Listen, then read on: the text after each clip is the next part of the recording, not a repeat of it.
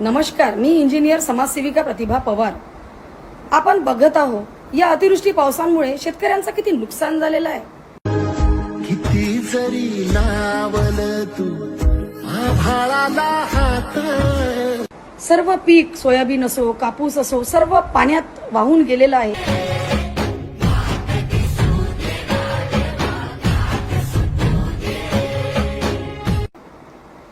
त्यांच्या डोळ्यात अश्रू आणि त्यांचे हाल बघून मन अगदी हेलावून गेलेलं आहे। सगळं पाण्यात गेलं, पाणी सगळं डुबलं। तरी माझी शासनाला नम्र विनंती आहे की आपण ओला दुष्काळ जाहीर करावा आणि सोबतच शेतकऱ्यांना आर्थिक मदत करावी आणि सर्व शेतकऱ्यांचे कर्ज माफ करावे।